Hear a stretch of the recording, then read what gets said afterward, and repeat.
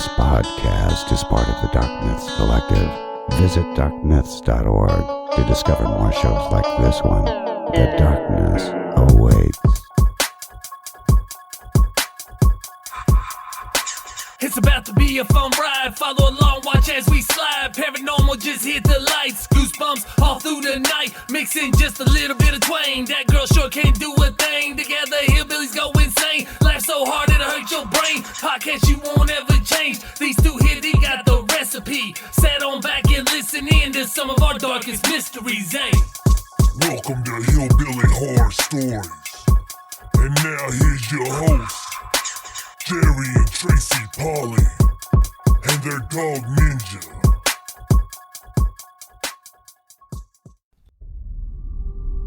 Hey everybody, I'm Adam. And I'm Matt. And we are Graveyard Tales. I'm Jerry.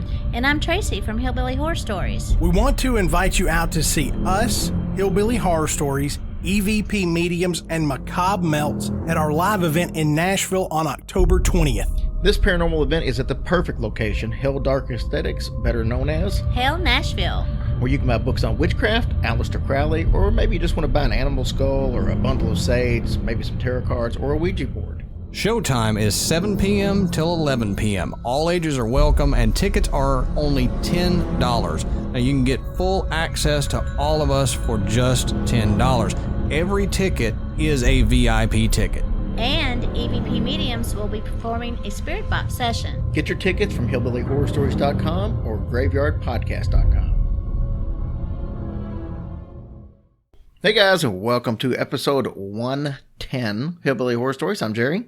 Hey guys, how you guys doing? We're getting so excited because fall is upon us. It is. And it's been raining like a mofo for the last 2 days. Who is this that's speaking? Oh, well, if they don't know by now, I don't even know what to say. It could be somebody listening to their very first show. Aw. Hey guys, my name is Tracy. So, we had a fun weekend. We did. We did have a fun weekend. Had an awesome time at work, which is odd. Which is very odd for Jer. But I did. And then finished the weekend off with a fantastic University of Kentucky win over Florida to snap a 31-year streak. Isn't that losing. crazy? 31 years. Last time we won, I had just graduated high school, and I'm 50. Mm-hmm. That puts it all in perspective. Oh my gosh, yeah. So it was a miracle. And just the guys looked so good and played so great. And all I can say is about dang time. Yep. I mean, I was just getting out of high school. Tracy was celebrating her 35th birthday. I mean, it was magical. Really? I don't believe that's the case, but anyway, good job, cats.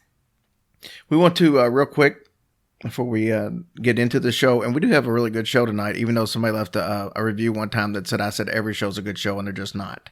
That's what the review said. I'm sorry, but I personally think these are all good shows. So I'm sorry. I'm sorry that I don't come on here and say, we got a really crappy show for you tonight, and hopefully you'll listen, but if not. But anyway, I do think we got one. I do think we've got a good show for you tonight. And it's, you know how we keep track, or at least I keep track of stupid stuff, like how many pages of notes I had. This has the most pages of notes of any show we've ever done. Good for you. So that's not good for me. It took 4.5 hours to write out. Yeah, well, you're slow. 4.5 hours. No, I'm not slow. Anyways, I wanted to obviously thank all of our military, civil servants all over the world, no matter which country you represent. Thank you for all you do. God bless each and every one of you guys. Keep up the great work for keeping us safe. We'll pray for you. Also, a couple of just sad things happen. I see stuff in the news, Facebook and stuff all the time. And obviously, you know, I've seen a couple of people on Facebook this week that weren't people that I personally known, but they had taken their own life.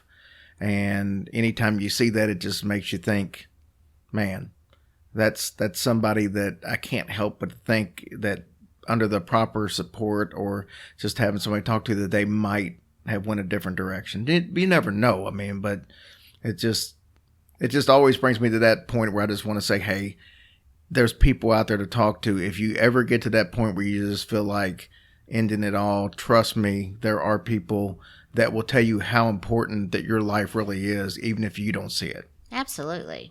And so obviously we'd like to give out the suicide hotline, which is 1-800-273-8255. That's here in the U.S. If you're more of a texter, we've got the text line, which is 741-741.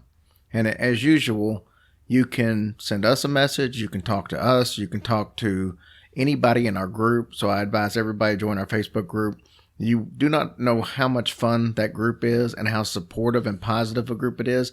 There is zero drama, and it's nothing but people supporting others. If you want to share a story, it doesn't have to be paranormal. It could just be about you, and you'll find that you got a lot of people who are willing to comment on it and tell you how good things are. I know we had a listener that had a really bad day at work because somebody was weight shaming her, and she had posted on it, and I bet she got over 100 comments of people telling her that she doesn't have to put up with that. She's a beautiful person and Absolutely. and all that. That's what that group's about.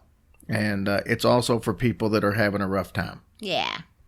We love you guys. While we're on that subject, that's all free stuff. That's all stuff that we're just all willing to do. If you feel like that you need a little more, I guess, a person that's professional, that's got schooling in this, training in this, degrees in this. Most of you probably don't know this, but Natasha, who heads up our group, she actually is a trained professional in that. That's amazing. She has her own company that does. She helps with any kind of problem that you might be experiencing. It's all online, or you can do it like video chat, or you could do it phone call. She's in Australia, but she's got a company that actually does that. It's called Shoreline Counseling. Just give her a look. If you feel like you need a little more than what we can give you, give her a look and look her up on our Facebook group. Shoot her a message, and she'll be more than happy to tell you what you need to go through from there. Yes, that's true. She's an amazing person. We love her. I've got one more big thank you to do because I haven't done this enough in the past. But I want to give a big shout out to Tanya Hines. First of all, she just had her year anniversary for her wedding this past week. But also, since we went through the 100th episode, starting with episode 101, which I think was the Alamo, she has helped out every single week with the research. And she does a remarkable job. And I failed to mention her almost every episode. And that's just completely my fault because she probably contributes as much as anybody does at this show at this point. We appreciate you, Tanya. Yeah, she definitely deserves to be noted. And when you get an episode like this one, that's going to be a good, long, very detailed episode. That's where it really comes into play with the hard work that she put into. And I just want to make sure she got recognized before we got started. Thank you, girlfriend. We love ya.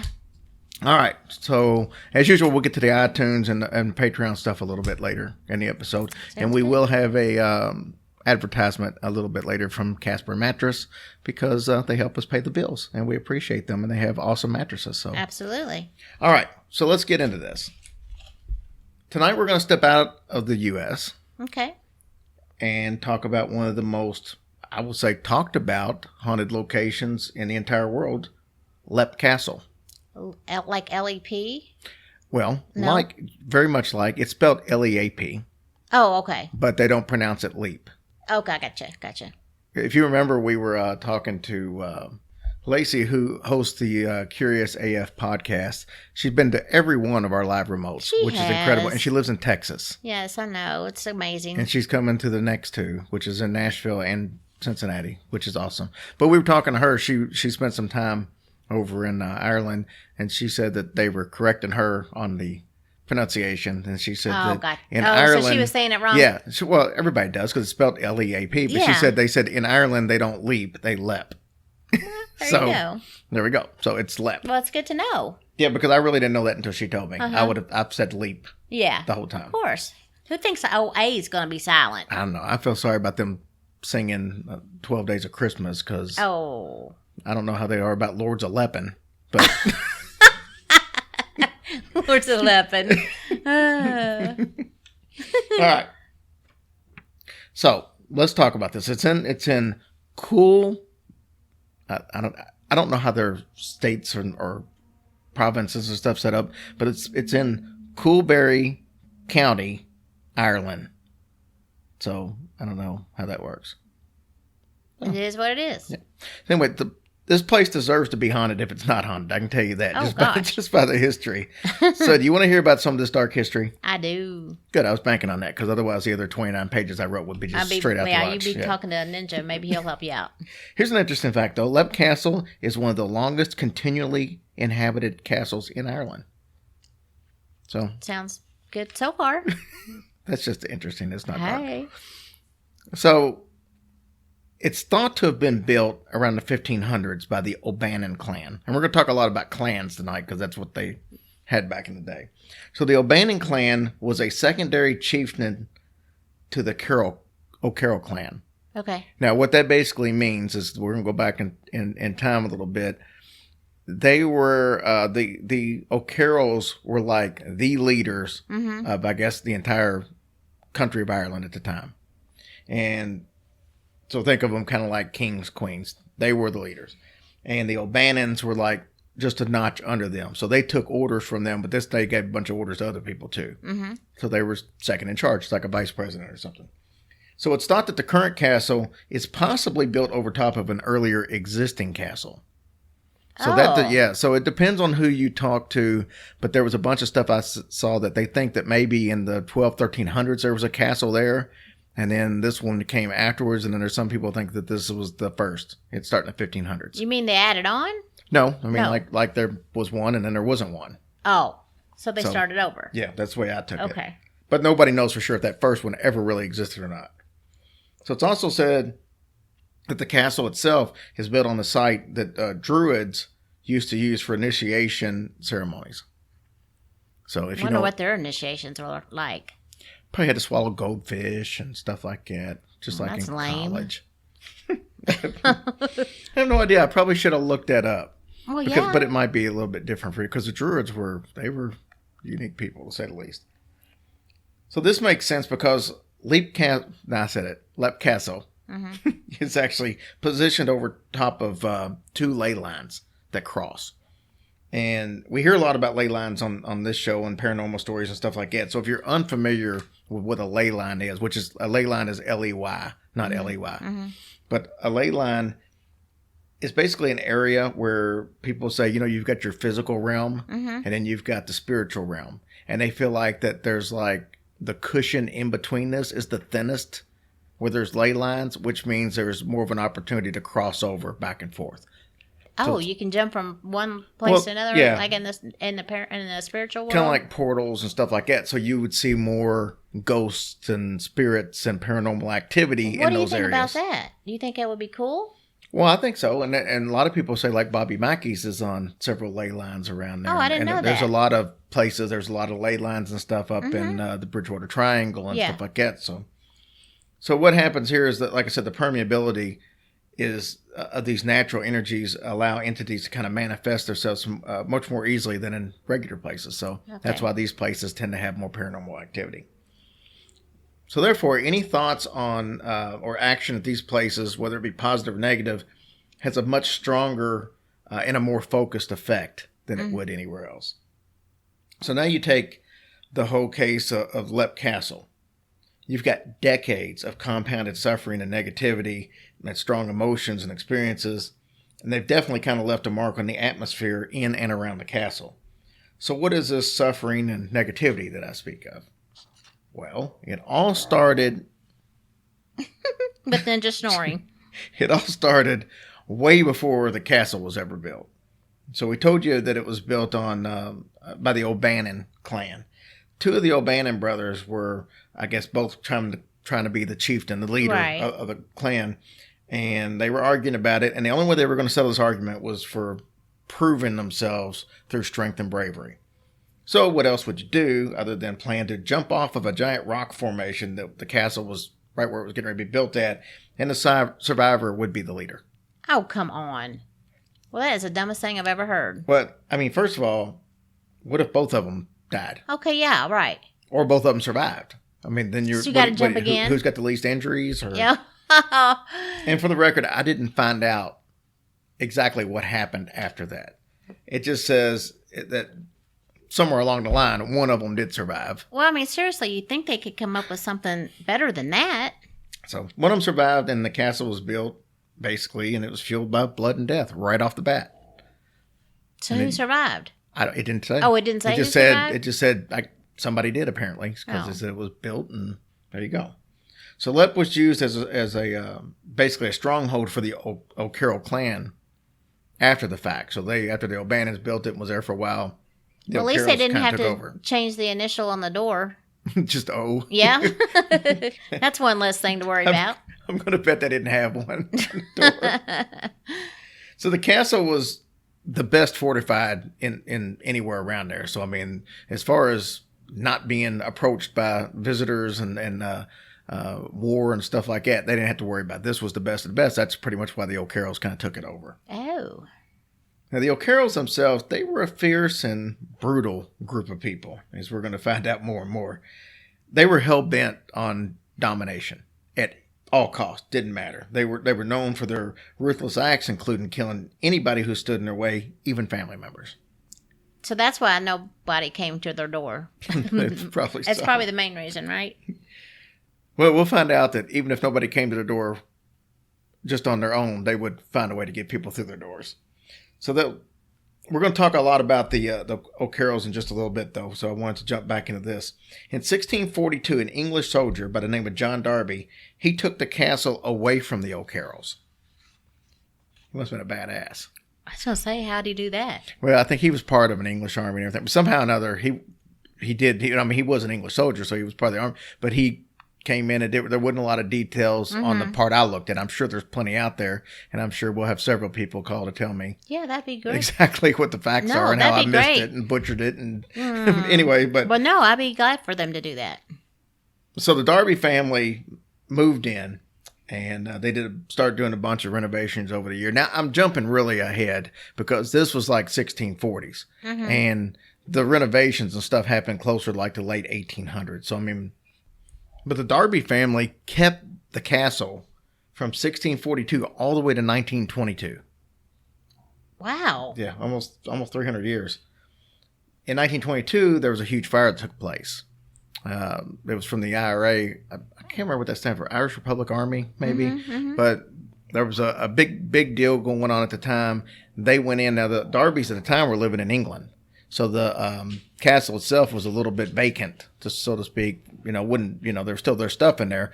But anyway, so the IRA came in and they burnt pretty much the whole thing from the inside down. This was a castle. It wasn't going to be burned down on the outside, but pretty much everything on the inside was completely gutted. Wow. So Mrs. Darby, she actually gave it to another young lady who ended up having like a gangrene foot or something, and she ended up dying from it. So it kind of sat vacant until the 70s. You mean like she just gave it to her? Yeah. Really, there's nothing left. It was burnt out and everything. I guess Yeah. they didn't want it. So it laid vacant until 1974. And that's when it was purchased by an Australian by the name of Peter Bartlett. Now, I say this because we'll get into it a little more, but there's actually another guy who owned it from 73 to the end of 74. So he owned it for about a year and a half. And, but nothing really, he didn't, I don't think he moved into it or anything. I was going to say he probably didn't do anything Well, he was staying there because his wife stayed there for a while. But we'll tell that story in a little bit. But so we'll jump ahead because I just kind of forgot him there at the beginning. I remembered, but I'll tell everybody when we get into it. So this Australian, Peter Bartlett, buys it. Many renovations were started by him, and that would continue all the way through still today. Oh, no way. So this place has been renovating from 74 all the way up. Good grief. Now, when Bartlett started the renovations, he ran them from 75 roughly all the way up to 1989. And then, unfortunately, Mr. Bartlett passed away. Oh, that sucks. All them years, I mean, he didn't even get to see. Well, I mean, I'm sure he'd made some, I guess so. And I'm sure something as big as this with as many rooms, I mean, you don't start doing little bits all over. You'll start with One at a room time, at a I'm sure. time. So he probably had a nice little setup by the time he was through. I'm sure he did. So in 1991, musician Sean Ryan and his wife Ann purchased the place. And they continue to do the renovations, which, like I said, they continue up to today because they're still the current owners. Oh, So, they're still yeah. the current. Oh, that's Yeah, so they've good. lived there since 1991. So let's talk more about the O'Carroll clan and what they might have done to contribute to the hauntings here. So we already said that they were ruthless and they would stop at nothing to achieve domination. They would even employ other clans as mercenaries to go out and kill off nearby threats. So when the mercenaries would finish, the deed, they were invited back to the castle for a feast in their honor. That's nice. So this is what happened to the O'Neill clan. Unfortunately for the O'Neills, the feast was poisoned and their throats were cut. Oh my goodness. What in the heck? 39 members of the O'Neill clan were thrown into the oubliette. What is that? Well, I'm glad you asked. Me too. This was a room that was in the castle. There's a room in the castle known as the Bloody Chapel, and it was inside there. So we got a story about how the Bloody Chapel got its name coming up. But this is basically in the room. It's a sinister feature called the oubliette, and that's French. And it's a small chamber that's located in the northeastern corner of the Bloody Chapel. It's thought that the original purpose of this chamber was basically to store some valuables or to hide if for some reason the castle came under siege, kind of like a little panic room or something like that. Well, the O'Carrolls, however, used the chamber for a much more evil purpose. They modified the chamber to serve as a small dungeon where prisoners were thrown into, dead, alive, or dying. They just threw them in there. The entrance to the chamber was a narrow hole originally fitted with a trap door. So the word oubliette comes from the French meaning to forget, which was appropriate because when they threw you in there, that's exactly what they did. They forgot about you. Aww. There was no feeding. There was no let's give you food and water. If you weren't dead, you were dying. That's terrible. I don't understand if they poisoned them. Why do they have to go and slice their throat open? What's the? Well, I mean, I like how that whole thing that we just talked about. That's what you got out of it. Well, because it just seems stupid that they're going to die. So what's the point of slitting their throat? What is the point of that? Maybe they poisoned them and the poison just enabled them, but it didn't kill them or wasn't going to kill them. People get on my darn nerves. Maybe they didn't have enough poison to do the deed, and they just had enough. Like sometimes you got to stretch the soup. Maybe they had 39. They had 39 members of this clan that they killed. Maybe they thought there was only going to be 20 show up. And then they show up and they're like, John, we don't have enough poison for everybody. What are we going to do? Just give them enough. They'll lounge around and we'll slit their throat later. What horrible, horrible people they were. Terrible. Oh, you haven't heard anything yet. Oh, man. In 1959, another deadly deed occurred at the castle. Not the O'Carrolls, of course. Charles O'Carroll, who was the last chieftain there of the O'Carrolls before the place was taken over by the people we talked about earlier, the British people. So anyway, he was at the war with the Earl of Tyrone, and he hired the MacMahon clan from Monaghan to go in and be mercenaries. So we already know what that means. Yeah. Well, after they fought for him and did what they wanted to do, they got invited back to the castle for a feast.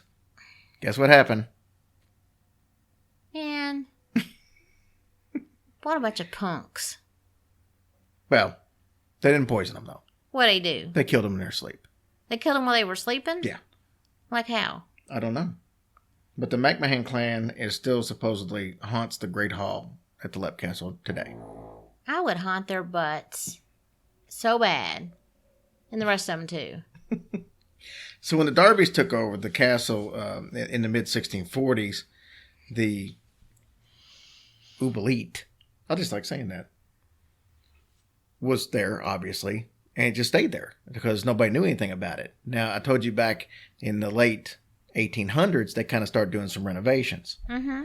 So they went down there, and it said that they cleared out 3 cartloads of skeletons that they removed from that place. Oh, my gosh. It was an emotional shockwave that was sent through the castle, and many spirits were awoken from their dormancy at that point in time. So let's get back to the Bloody Chapel, because I told you I was going to tell you about that. So in 1532, there was a big fierce power struggle that took place there between the remaining O'Carroll family members. So both of them are, I say both of them because there was 2 brothers, but it was basically a brother versus brother deal here. And they were trying to decide once again who was going to be the chief. Mm-hmm. I mean, these people were so hell-bent on just power that they didn't care. I mean, how much power could they have possibly had? Yeah. They had one guy come in and take the stuff away from them. So it was like a mom and a dad that were living there. No, I think it was more than that. I think there was a big group of people. I just think it was a clan. I mean, like most of these other clans were like 30 or 40 people. So I don't know. Why do people have so much hate in their brains? I have no idea. Insane Terrible. in the membrane. So you get these two brothers. They were fighting against each other, and the legend says that one of the O'Carroll brothers, get this, he killed his other brother, who was a priest, while he was performing a mass in the upper hall of the castle. Like in front of everybody in church? Yes, Holy balls. it's it's believed that the priest started the mass before his brother arrived, and that was a huge insult. So, the pissed off brother flew into a rage, stabbed his brother on sight. Oh my gosh. Did anybody try to save him? Well, babe, I don't know that I part. know you don't. What am I supposed to? Did they call it EMS 911? No, I don't know. I mean the people in the congregation. I have no idea. That is terrible. That's even worse, killing a priest in a church. So it's said that the priest has been seen on many occasions there at the Bloody Chapel, but that's why they call it the Bloody The Chapel. bloody chapel. Oh. And then, there's people now that also say that, what happened there that day. Well, I'm going to get into that later in the show, so I'm not going to address it now. But, just imagine you abruptly end a religious ceremony by stabbing the priest. That's probably not going to No. do wonders for what's No. going on there. Yeah, that's just horrible. So his spirit has also been seen lurking on the stairways below and leaving the chapel through a western door to the bartizan, which I have no clue what a bartizan is, but it goes down to the northern stairs, apparently. Mm-hmm. So that's why they call it the Bloody Chapel, as we discussed. The haunted stories go all the way back on this one, though. I'm going to look up what is a bartizan. How do you spell it? No, seriously. Well, it's fine. Okay, so what is a bartizan?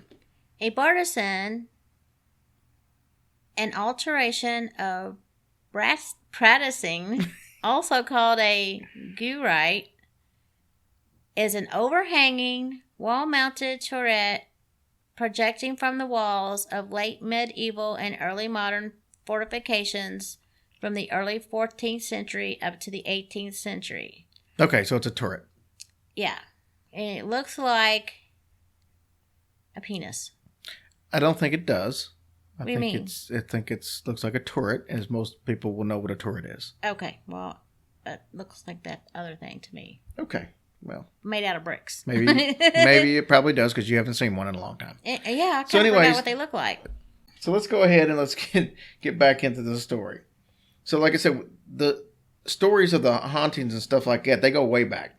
And we mentioned that the Darbys took over the castle in the mid-1600s and the late 1800s. I mean, they started doing renovations and they start to see some strange things start to happen. Most of this is going to focus on Mildred Darby, and you're going to hear her name mentioned a lot for the rest of this. And I'll express my opinion at the end on why we hear her name a lot, but we'll see. So anyway, she heard noises like furniture being moved in the middle of the night. Mildred did? Mildred did. Okay. She also said that strangers that would stay with them would ask why the servants would turn out the rooms beneath them at such an unusual hour, which basically, I guess they were hearing stuff down there and thinking, of course, there was nothing going on. She said sometimes the doorbell would ring and there would be absolutely nobody there. Mm-hmm. I was more amazed that there were doorbells in the early or late 1800s. Yeah, maybe it was a ding-dong ditch. But No? maybe so. But I'm guessing that wasn't an electric doorbell. It was probably one of those that you just ring. You spin and ring. Yeah. One of the spirits that she encountered there was known as the Red Lady. She's been described as a very tall woman in a red dress. She's been seen carrying a dagger in one hand, and she's kind of got her hand raised as if she's ready to either defend herself or cause some trouble or something. She's got some kind of a strange glow that just kind of surrounds her. Mm-hmm. And people that have encountered her will tell you that they've experienced an immense coldness that filled the room as soon as they see her. It was thought that she was, I don't know how they figure all this stuff, but she was a woman that was captured by the O'Carrolls and raped. A baby was born as a result, and it was killed by the O'Carrolls because they didn't have enough to be able to feed the baby. And the woman was so distraught that she killed herself using that same blade that they used to kill the child. Ugh. But I don't know how they see a ghost. There's not really good record keeping back in the 15, 16, 1700s. So I don't know why where the story would come from. I'm not saying it's not what happened, but I'm just curious. How do you know the backstory that this lady and she was raped and she had a baby? Once you start something and it grows all into something, like how Barney cut his finger and all of a sudden he was dead. It just always comes back to Andy Griffith. It does, because it's the truth. Once the rumor gets started and it grows into something that it never was. So Mildred Darby also described some paranormal activity that she said she experienced. She said something heavy would lie on people's beds and snore. And they would feel the weight of it like a great body pressing against them. So they didn't really bother anybody, just went to sleep and started snoring. Yes. She said in the priest's house, there's a burly man in rough clothes, like a peasant. He always pushes a heavy barrel up the back staircase, back near the servant's bedroom. And when the barrel gets to the very top of the stairs, it rolls back down. And before it hits the bottom, the person and the barrel just disappears. What? That sounds like Donkey Kong to me. What is that? I mean, what does that even mean? I have no idea. Do you just like to see it roll back down the hill? And see, that's the thing about it is you want to be able to say some of this stuff just doesn't sound like it's made up. But I mean, that almost sounds too crazy to be made up. Yeah. I mean, who comes up with, that kind of stuff? He rolls a barrel up the top stairs and then watches it go backwards and disappears. Yeah, I don't know. I wouldn't waste all that time rolling it up the thing. But also in the priest house, there's a monk who walks through a window and then out of another window. That's skills. The priest house today is still an empty shell because when they had the fire in 1922, that's just one of the buildings that's never been renovated. So it's still, the outside's there. Still there, but nothing on the inside. Right. So it's not been restored since the fire. Other experiences that the Darbys incurred was in the murder hole room or the muckle hole room. That's another name for it. So it's the same room. This is strange, though, because nobody knows exactly where that room is located. So here's the possibilities. And then I've got a third possibility. So the two possibilities is either it was in the north wing or the south wing. Now, the murder hole traditionally would be in an area of the castle that was guarding the entrance. So when they built the Gothic wings, they kind of had to remove sections of the A and the B entrances. So it's possible it could have been there, and it was just removed, so that's why nobody can find it now. Oh, that makes sense. It's also possible that it could be the oubliette, because that would make sense. That was called the murder hole. And I think that's what we're going to end up finding out, because when you hear some of her stories later, I think that's almost definitely what it's going to end up being. But also there's some ties of the story that we're getting ready to talk about to the murder hole or the priest story that we told a little bit earlier. So Mildred told a story about an experience that she had in the murder hole room. That's where all this came about to begin with. She said she kind of hung her hand off the bed and she snapped her fingers to call for her dog, and a hand suddenly grasped her hand. She said it was a cool, soft hand. It was definitely colder than what her own flesh was. You could just tell just by the grip. She said after a few seconds, the hand just kind of let go, and you heard an immediate slide and fall, as if a large body just collapsed to the floor in the front of her bed. Whoa. She said she heard a groan and half articulately said words, which were more like a prayer. And she said that it didn't put, she don't put any guests in that room anymore because of that. Oh, really? But it didn't sound like it was a mean thing. No, but she said that she had other people complain, and that's why she was staying there. She went there just to see if she had similar situations. She could experience it. And she did experience it. And we might find out a little bit later why she might have experienced so much stuff here. Okay. So, she said the room was called the murder hole, and the story goes that there's a stain on the floor. and that stain is blood. And she says that it came from a man that got stabbed by his own brother. It was two O'Carrolls, and they were fighting pretty much over who owned the castle. So the room hadn't been used for 50 years or so before they started doing these renovations. She said the stain had been planed off of the boards several times, but always came back. So when they say planed, I guess like a wood plane where you shave off the top of it. Like shave off the top, but it came back? She said that it came back several times, and it kind of creeps up from below in just a few hours after it's gone. Oh, wow. That's crazy. And she's not the only owner that have had experiences at this place. So Peter Gerard, he was the owner of the castle for a few years before for Peter Bartlett, the guy I was telling you that I didn't really mention. His mother stayed there one night at the castle. She had some kind of dance or something she was invited to, so she spent the night there. And she said that she really couldn't sleep at all the whole night she was there, and that she felt like there was something hovering over the end of her bed. Peter Bartlett wasn't very specific. Now, he was the guy that bought it afterwards, the one that passed away in 1989.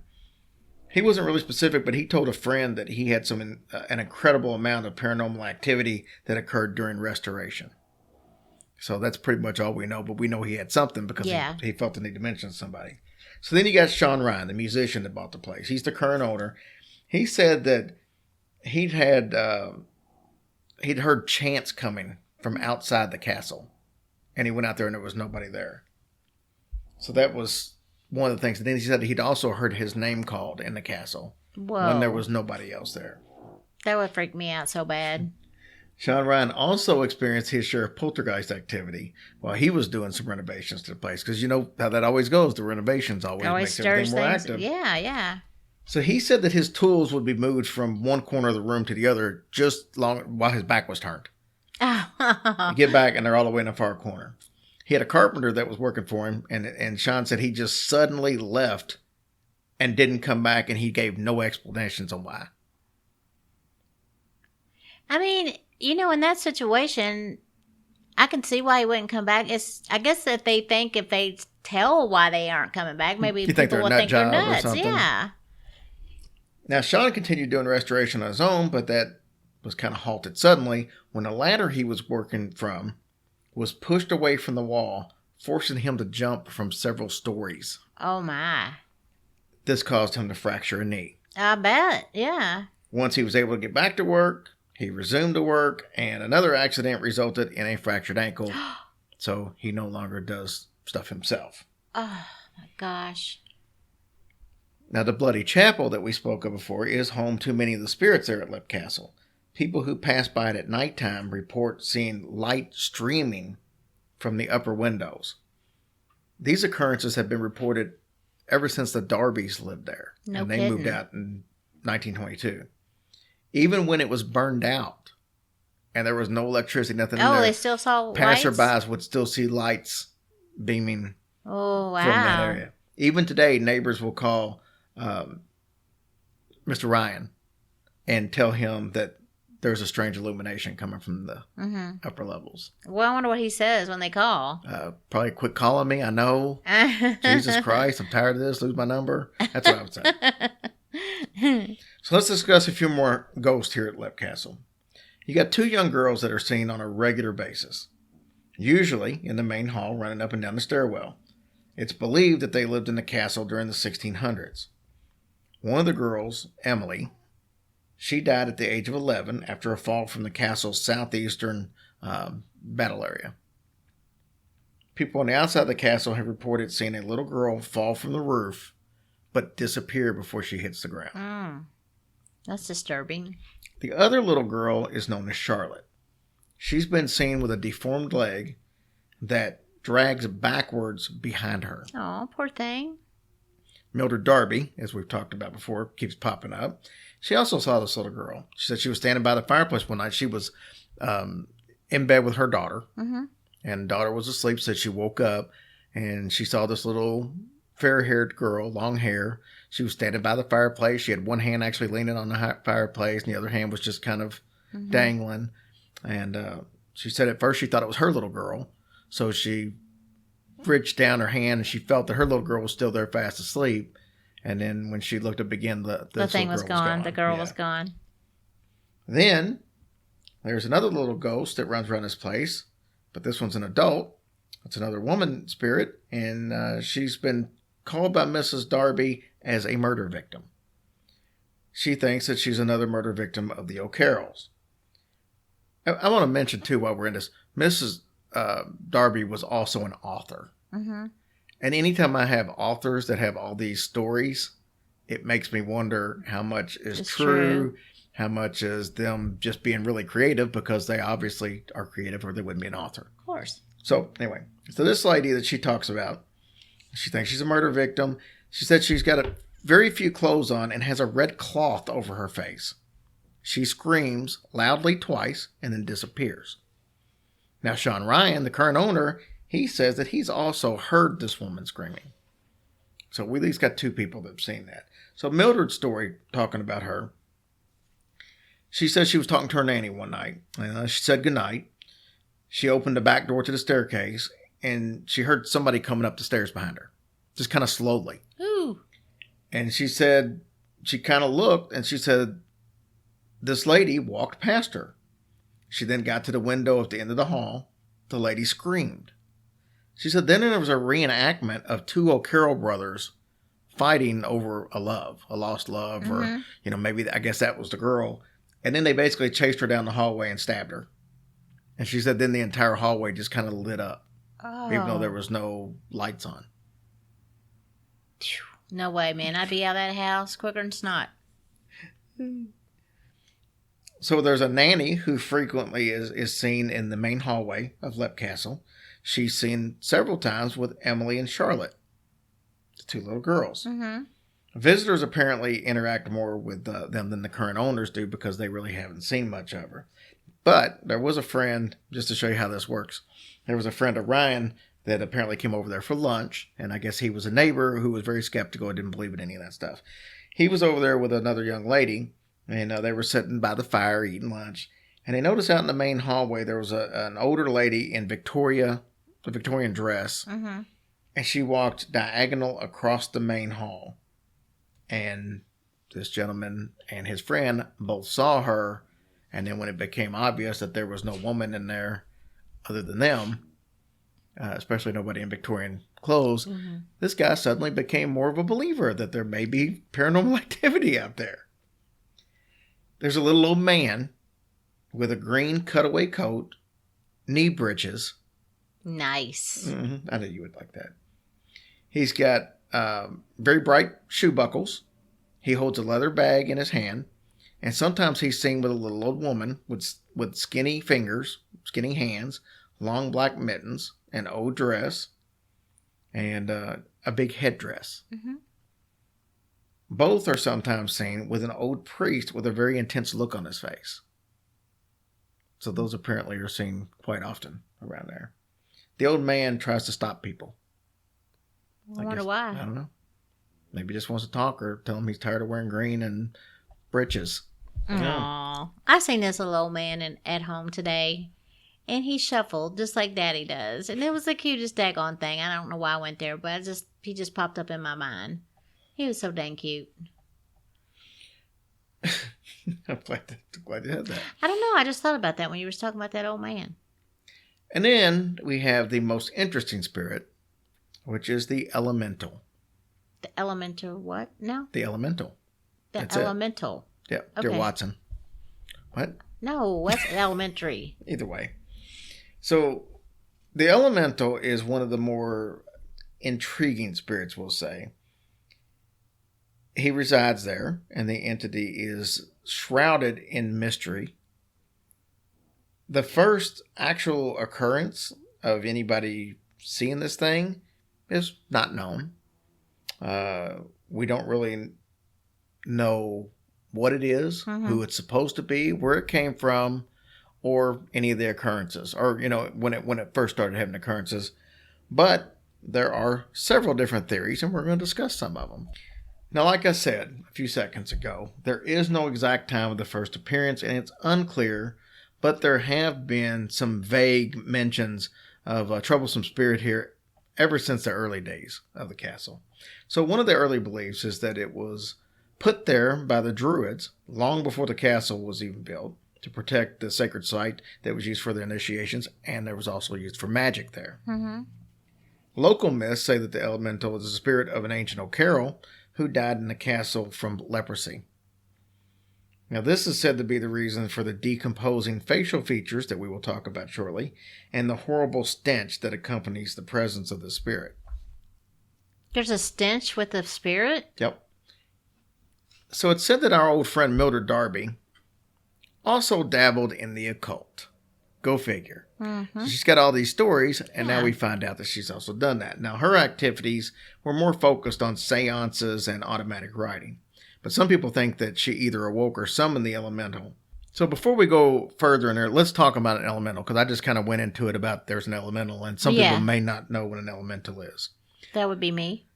Well, and I'm sure there'll be a lot of people. So the elemental is thought to be a primitive type ghost that either attaches itself to a particular place or a person, but usually a place. It's often malevolent, terrifying, and unpredictable. Usually, they get their power from nature. Fire, earth, water, air, whatever the element is, that's what they can do. So, like, for example, some people think that elemental was put there to burn the place from within. Oh, which interesting. So that elemental would get its power from fire. Uh-huh. But that's kind of how that works. So, elementals can be gnomes. Gnomes can be elementals. Fairies. Could be something like mermaids, unicorns. All those can be elementals, but they derive most of their power from nature. Oh, groovy. So here's where we're at. It was about this time that the horrific discovery in the oubliette, 3 cartloads of bones, approximately 150 bodies were discovered. Now that's a huge release of emotional energy that's linked to those spirits that are down there. That may have been enough to wake up an elemental if it was laying dormant. So whatever it was, it only seems to make itself known to people who provoke it. So the current owner, who's lived there since 1991, has never felt any kind of sinister presence at all. Now Mildred, on the other hand, she wasn't so lucky. She provoked it with her occult activity.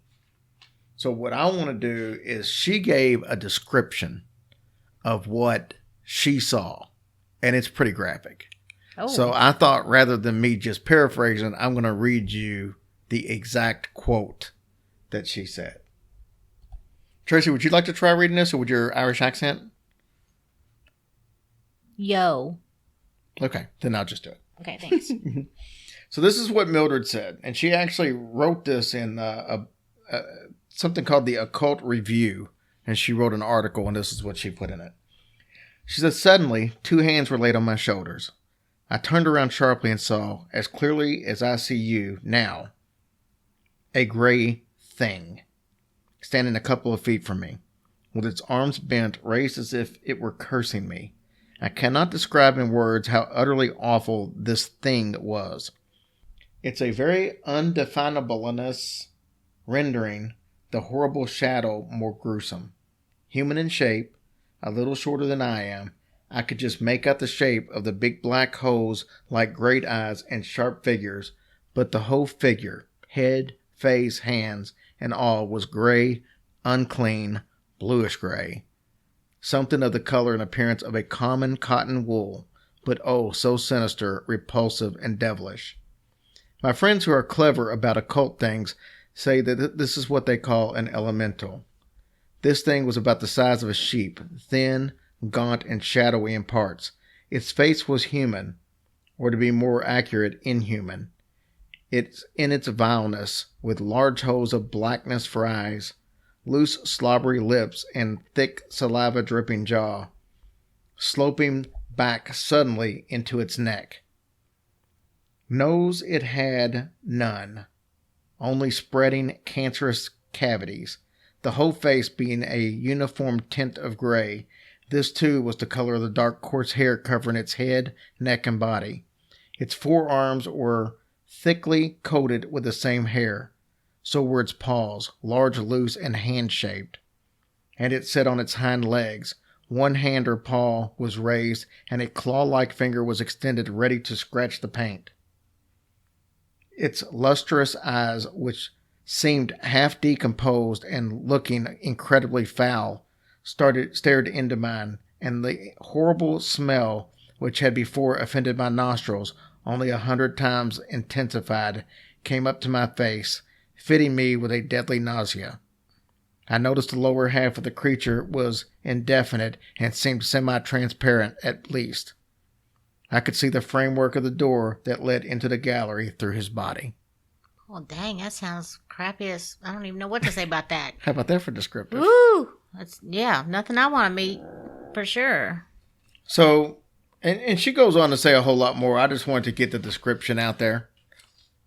Wow, that's quite a description. It is quite a description. Keep in mind, she's an author. That's very true. But I want to touch on something we talked about a little bit ago. Remember I said they were talking about they couldn't find out where the murder hole room was. That just sounds so horrible. Murder hole. But, so they said they didn't know where it was. But if you listen to her description, she said that there was a stain and supposedly a brother killed another brother there and everything. That sounds to me like it's the Bloody Chapel. Yeah. I mean, that's the room that sounds like to me. Ooh. So, I don't know. I'm no Sherlock Holmes, but... Wow, that's craziness right there. All over a stupid castle. A stupid castle. A bunch of daggone rocks. Sitting on top of each other with pointy things. It's a pretty cool ass looking castle, though.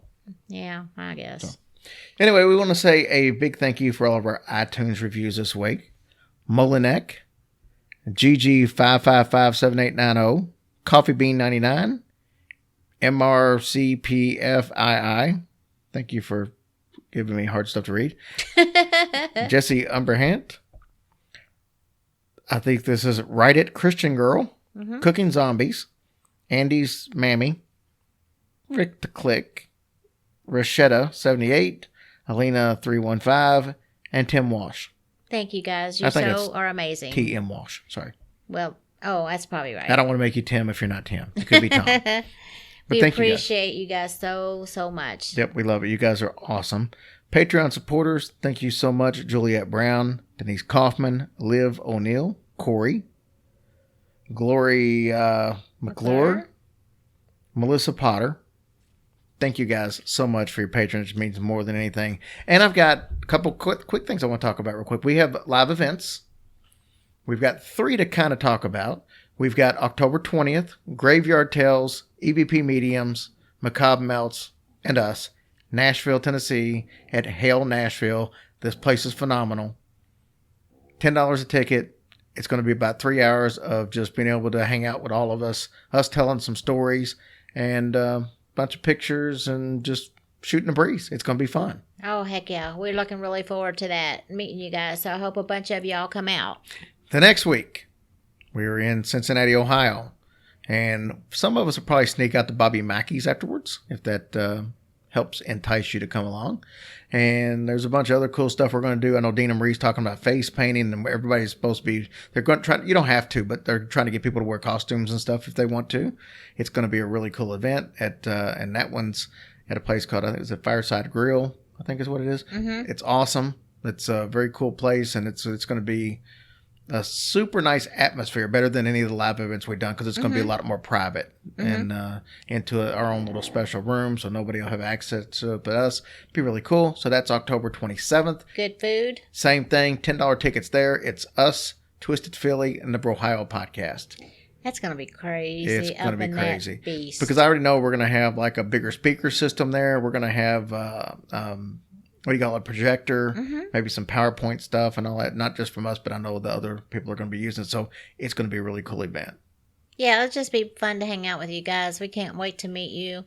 We are looking forward to this. Then I got a buddy of mine from Daniel Digs It. We are now a sponsor for an event that's happening in Elizabethtown, Kentucky. So if you're unfamiliar with the area, it's in between, or right outside of Fort Knox, but it's about 45 minutes south of Louisville. And man, I can't even begin to. This is the one of a kind event. It's called Resurrection of the Bands, and let me tell you what this thing is. I posted a link on our Facebook page. Never have I heard of an event like this. So what you got?